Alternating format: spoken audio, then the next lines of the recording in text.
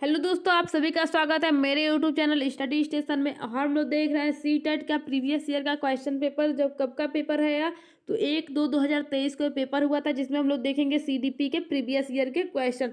चलिए वीडियो में लास्ट तक बने रहिएगा। वीडियो पसंद आए तो दोस्तों को शेयर कीजिएगा, मेरे वीडियो को लाइक कर दीजिएगा और कमेंट करके जरूर बताइएगा कि अगली टॉपिक अगले क्या किस सब्जेक्ट से रिलेटेड क्वेश्चन बताएं आपको। चलिए जल्दी जल्दी कर लेते हैं क्वेश्चन। जल्दी से जल्दी मेरे चैनल को सब्सक्राइब कर लीजिए। तो क्वेश्चन नंबर 1 दिया है, बच्चों की विकास की प्रक्रिया किस प्रकार की होती है। जो बच्चे होते हैं उनके विकास की जो प्रक्रिया होती है किस प्रकार की होती है। तो ऑप्शन ए दिया, एक समान और क्रमानुसार। कभी भी जो अगर जुड़वा बच्चे तक की जो प्रक्रिया होती है विकास की, वो भी डिफरेंट होती है। तो अब बच्चों का तब विकास कैसे एक क्रम से एक अनुसार हो जाएगा, तो ये टॉपिक गलत है। ऑप्शन बी दिया, एक समान और व्यवस्थित अव्यवस्थित। एक समान बिल्कुल नहीं होगी, तो ऑप्शन बी गलत है। फिर सी दिया, व्यक्तिगत व क्रमानुसार। क्या कह रहा है, इंडिविजुअलिटी उनमें रहेगी और फिर वो क्या होता है, सिक्वेंटली रूप से उनमें का विकास होगा। तो बिल्कुल सही है, ऑप्शन सी इसका करेक्ट आंसर हो जाएगा। सभी बच्चों का विकास कैसे होता है, इंडिविजुअल रूप से होता है। अगर घर में 4 बच्चे तो 4 बच्चों का विकास अलग अलग तरीकों से होगा, ना कि एक तरह से होगा। तो इसलिए ऑप्शन सी इसका करेक्ट आंसर हो जाएगा। चलिए नेक्स्ट क्वेश्चन देखते हैं। क्वेश्चन नंबर 2 दिया है, आजकल सिद्धांत कार्य क्रांतिक अवस्था के बजाय संवेदनशील अवधि का प्रयोग करते हैं, क्योंकि ऑप्शन ए दिया है, विकास की प्रकृति गतिशील है। ऑप्शन बी दिया, विकास केवल आनुवंशिकता से आधारित है। ऑप्शन सी दिया, विकास केवल पर्यावरण पर आधारित है। ऑप्शन डी दिया, विकास स्थिर और नियत है। तो देखिए इस आंसर का सीधे मैं ट्रिक बताती हूँ कैसे आप लोग कर सकते हैं। केवल क्या है, निगेटिव है। फिर केवल क्या है, निगेटिव है। फिक्स्ड ने क्या है, फिक्स्ड स्थिर, या फिर फिक्स्ड स्थिर क्या एक निगेटिव वर्ड है। इसलिए तीनों क्या हो गया, गलत हो गया। ऑप्शन ए करेक्ट आंसर हो जाएगा। विकास की प्रकृति गतिशील होती है। क्वेश्चन नंबर 3 देखिए, नरेश और मुकेश उम्र में लगभग बराबर है। नरेश और मुकेश दो लोग हैं जो उम्र में बराबर हैं, लेकिन दोनों के संज्ञानात्मक और सामाजिक विकास में अंतर है। उनके संज्ञानात्मक और सामाजिक विकास में क्या है, डिफरेंस अंतर है। यह किस सिद्धांत के कारण है। तो इसका करेक्ट आंसर देख लीजिए, पहले ऑप्शन देख लीजिए। यह किस सिद्धांत के कारण है। तो ऑप्शन ए दिया, विकास का शीर्षगामी सिद्धांत। ऑप्शन बी दिया है, विकास का समीप दूरामुखी सिद्धांत। ऑप्शन सी दिया, व्यक्तिगत भिन्नताओं का सिद्धांत। और ऑप्शन डी दिया, एकरूपता का सिद्धांत। तो किसके कारण उनमें डिफरेंस है, संज्ञानात्मक और सामाजिक विकास में। तो व्यक्तिगत भिन्नताओं के सिद्धांत की वजह से डिफरेंस है उनमें। क्वेश्चन नंबर 4 देखिए, कथन से रिलेटेड क्वेश्चन है। कथन से रिलेटेड क्वेश्चन जितने भी हैं आप उसको ध्यान से पढ़िएगा। बच्चों के विकासात्मक प्रतिमान की उपलब्धि में देरी के लिए सीधे आनुवंशिकता को जिम्मेदार ठहराया जा सकता है। तो देखिए जो कथन ए में कह रहा है, कभी भी बच्चों के विकासात्मक प्रतिमान में अगर देरी हो रही है तो आप सीधे उसके आनुवंशिकता को नहीं जिम्मेदार ठहरा सकते। हो सकता है उसके आसपास का उसे वातावरण ऐसा ही दिया गया हो जिसकी वजह से क्या हुआ हो, उनके विकास का जो प्रतिमान है रुक गया हो। फिर तर्क इसका दिया, पर्यावरणीय कारक विकास की में कोई भूमिका नहीं निभाते। बिल्कुल गलत है। जो आनुवांशिक और पर्यावरणीय कारक दोनों विकास में बहुत अहम भूमिका निभाते हैं, दोनों का प्रभाव पड़ता है। तो ए और आर दोनों गलत हो जाएगा, इसलिए ऑप्शन डी इसका करेक्ट आंसर हो जाएगा। चलिए नेक्स्ट क्वेश्चन देखते हैं, बच्चों का समाजीकरण। तो ऑप्शन ए दिया, एक सरल और रैखिक प्रक्रिया है। बच्चों का जो समाजीकरण है वो सरल प्रक्रिया तो नहीं है, क्योंकि समाज में अनेक अनेक समस्याओं से उन्हें गुजरना पड़ता है। और रैखिक लीनियर प्रोसेस भी नहीं है, बहुआयामी प्रोसेस है। फिर ऑप्शन बी दिया है, यह एक व्यवस्थित और सुव्यवस्थित प्रक्रिया, ये भी गलत हो जाएगा। ऑप्शन सी दिया, एक जटिल और बहुआयामी प्रक्रिया, बिल्कुल सही। ऑप्शन सी इसका करेक्ट आंसर हो जाएगा। बच्चों का समाजीकरण एक जटिल और बहुआयामी प्रक्रिया है। चलिए नेक्स्ट क्वेश्चन देखते हैं। क्वेश्चन नंबर 6 दिया है, संज्ञानात्मक विकास के किस चरण में बच्चे अनुमान लगाने व अमूर्त चिंतन करने के कौशल को हासिल कर लेते हैं। तो जीन पियाजे ने जो अपने संज्ञानात्मक विकास का सिद्धांत दिया उसके अनुसार से हम लोग इसको आंसर करना है। तो ऑप्शन ए दिया संवेदी चालक। ऑप्शन बी दिया पूर्व संक्रियात्मक। ऑप्शन सी दिया मूर्त संक्रियात्मक। और ऑप्शन डी दिया औपचारिक संक्रियात्मक। तो इसका करेक्ट आंसर क्या हो जाएगा, इसका करेक्ट आंसर हो जाएगा अमूर्त चिंतन करने का कौशल कब हासिल कर लेते हैं। तो ऑप्शन डी औपचारिक संक्रियात्मक। औपचारिक संक्रियात्मक का एक और नाम है अमूर्त संक्रियात्मक। क्या नाम है, अमूर्त संक्रियात्मक इसका एक और नाम है, इसलिए इसे याद रखिएगा। चलिए इसका हम लोग व्याख्या पढ़ लेते हैं। तो संज्ञानात्मक विकास के औपचारिक संक्रियात्मक चरण में बच्चे अनुमान लगाने व अमूर्त चिंतन करने के कौशल को हासिल कर लेते हैं। तथा इस चरण में बच्चे अमूर्त सिद्धांतों और काल्पनिक संभावनाओं के संदर्भ में सोचना शुरू कर देते हैं। यह अवस्था 11 वर्ष के ऊपर की अवस्था मानी जाती है। जीन पियाजे ने संज्ञानात्मक विकास के कितने चरण बताए? 4 चरण बताए। संवेदी गामक अवस्था जो 0 से 2 वर्ष होती है। पूर्व संक्रियात्मक अवस्था जो 2 से 7 वर्ष होती है। फिर थर्ड दिया मूर्त संक्रियात्मक अवस्था या फिर ठोस अवस्था, इस 7 से 11 वर्ष होती है। फोर्थ दिया अमूर्त या फिर औपचारिक संक्रियात्मक अवस्था जो 11 वर्ष से ऊपर के लोगों के लिए होती है।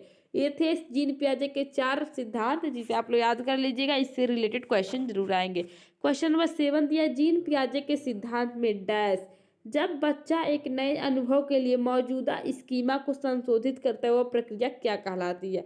तो ऑप्शन ए दिया है समायोजन, ऑप्शन बी दिया संगठन, ऑप्शन सी दिया अभिसंज्ञान और ऑप्शन डी दिया पार। तो क्या कहलाती है? अगर कोई बच्चा है अपने उसके अंदर ऑलरेडी कोई अनुभव है, जैसे क्या बच्चा क्या देख रहा था, कुत्ते को बचपन से देखा, बाद में घोड़े को देखता है, अपने पूर्व अनुभव के लिए क्या कर रहा है, अपने स्कीमा को संशोधित कर रहा है कि कुत्ते के भी 4 पैर होते हैं और घोड़े के भी 4 पैर होते हैं। तो इसे क्या कहेंगे हम लोग? समायोजन कहेंगे। इसलिए ऑप्शन ए इसका करेक्ट आंसर हो जाएगा।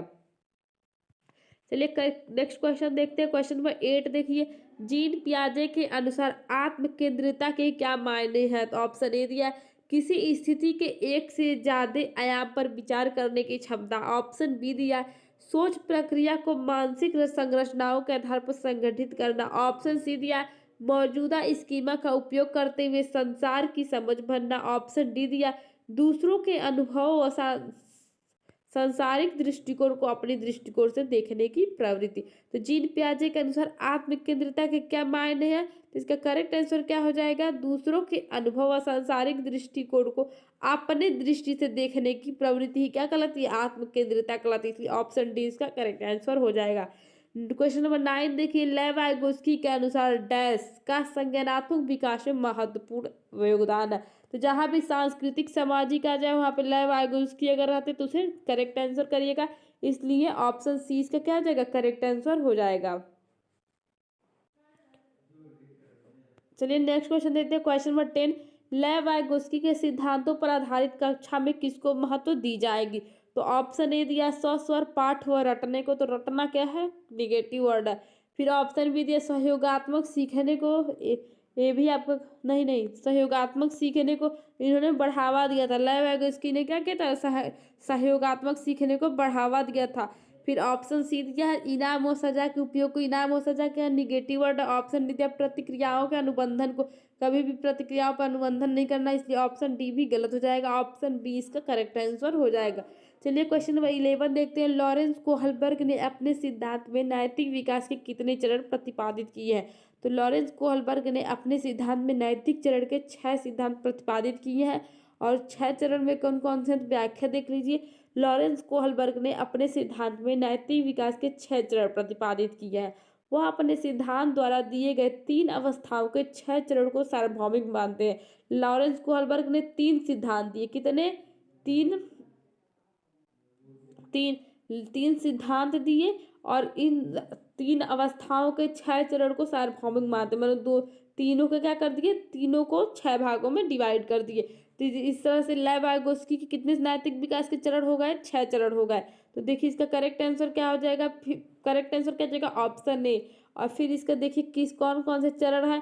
तो पूर्व परंपरागत नैतिक अवस्था जो कि 4 से 10 वर्ष के लिए होता है। पूर्व परंपरागत नैतिक अवस्था को 2 भागों में कौन कौन से बांटा गया? तो पहला है आपका आज्ञाकारिता और सजा, फिर दूसरा आत्म अभिरुचि और प्रतिफल, फिर सेकेंड उन्होंने दिया था पारंपरिक नैतिक अवस्था जो कि 10 से 13 वर्ष तक होता है।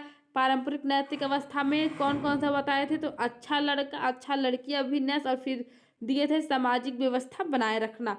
थर्ड इनका था उत्तर परंपरागत नैतिक अवस्था जो 13 से 16 वर्ष के लिए होता है, जिसमें उन्होंने कौन कौन सा पॉइंट बताया? सामाजिक अनुबंधन और व्यक्तिगत अधिकार, और फिर लास्ट बताया सार्वभौमिक सिद्धांत। ये हो गया आपके लॉरेंस कोहलबर्ग के नैतिक विकास के 6 चरण, जिसे याद कर लीजिएगा और इससे रिलेटेड क्वेश्चन आपके एग्जाम में जरूर आएंगे। नेक्स्ट क्वेश्चन देखिए, कोहलबर्ग के नैतिक विकास के किस चरण में व्यक्तियों का मानना है कि सामाजिक व्यवस्था को बनाए रखने के लिए निश्चित नियमों का पालन करना चाहिए? तो ऑप्शन सी दिए आंतरिक सापेक्षता अभिन्यास, ऑप्शन बी दिया सजा और आज्ञाकारिता अभिन्यास, ऑप्शन सी दिया कानून और व्यवस्था अभिन्यास, और ऑप्शन डी दिया अच्छा लड़का अच्छी लड़की अभिन्यास। तो इसके ऊपर वाले क्वेश्चन में आप लोगों ने लॉरेंस कोल्बर के 6 चरण देखे, तो उसी से हम लोग को आंसर करना है। तो कहाँ कहा जाता है कि हमें नियमों का पालन करना चाहिए, तो कानून और व्यवस्था अभिन्यास में, ऑप्शन सी इसका करेक्ट आंसर हो जाएगा। नेक्स्ट क्वेश्चन देखिए, हार्वर्ड गार्डनर के सिद्धांत के अनुसार नर्तकियों, धावकों और अभिनेताओं के पास कौन सी बुद्धि होती है? तो हार्वर्ड गार्डनर ने नौ बुद्धि का सिद्धांत दिया था। तो हर बुद्धि के लिए एक क्वालिटी बताई थी कि उनके अंदर क्या होना चाहिए। देखिए ऑप्शन ए दिया स्थानिक बुद्धि, ऑप्शन बी दिया भाषाई बुद्धि, ऑप्शन सी है शारीरिक गति संवेदनात्मक बुद्धि, और ऑप्शन डी दिया अंतर वैयक्तिकता बुद्धि। तो इसका करेक्ट आंसर क्या हो जाएगा? इसका करेक्ट आंसर हो जाएगा ऑप्शन सी शारीरिक गति संवेदनात्मक बुद्धि। जो धावक होते हैं, नर्तकी होती है और अभिनेता होते हैं, उनके अंदर क्या होनी चाहिए? शारीरिक गति और संवेदनात्मक बुद्धि होनी चाहिए। ऑप्शन सी इसका करेक्ट आंसर हो जाएगा। नेक्स्ट क्वेश्चन देखिए, नेक्स्ट क्वेश्चन दिया है आपका, यह शिक्षा कक्षा में लड़कों के लिए एक शिक्षक की टिप्पणी। यह शिक्षा कक्षा में लड़कों के लिए एक शिक्षक की टिप्पणी क्या है? पुरुष बनो और लड़कियों की तरह व्यवहार मत करो। किसको कोई अच्छा है जिसमें शिक्षक एक टिप्पणी दे रहा है किसी को, पुरुष बनो लड़कियों की तरफ व्यवहार मत करो, या जो कथन है वो किसको बढ़ावा देगी? तो ऑप्शन ए दिया जेंडर समानता, ऑप्शन बी दिया जेंडर रूढ़िबद्धता, ऑप्शन सी दिया जेंडर भूमिका में लचीला, पर ऑप्शन डी जेंडर समता। तो जाहिर सी बात है, इसमें जब कहा जा रहा है कि पुरुष बनो लड़कियों की तरफ व्यवहार न करो, तो इसका मतलब क्या लड़कियों का व्यवहार खराब है? टीचर पागल हो गया है कह रहा है। तो इस तरह से क्वेश्चन क्या हो रहा है, इसमें क्या कहता है? पुरुष महान होते हैं, अच्छे होते हैं, तुम लड़कियां क्या होती है? बेवकूफ़ होती है। बल्कि ऐसा कुछ नहीं है। हमेशा क्या करना चाहिए? लड़के और लड़की टीचर को एक ऐसा माहौल क्रिएट करना चाहिए जहाँ पे तुम दोनों इक्वल हो, ये कहना चाहिए, ना कि किसी को नीचा दिखाओ किसी को अच्छा दिखाओ। इसलिए क्या हो जाएगा, यहाँ पे क्या दिखाया टीचर? तो जेंडर रूढ़िबद्धता दिखाया, एक को ऊपर और एक को नीचे। इसलिए ऑप्शन बी इसका करेक्ट आंसर हो जाएगा। नेक्स्ट क्वेश्चन देखिए, बच्चों के आकलन के बारे में निम्नलिखित में से कौन सा कथन सही है?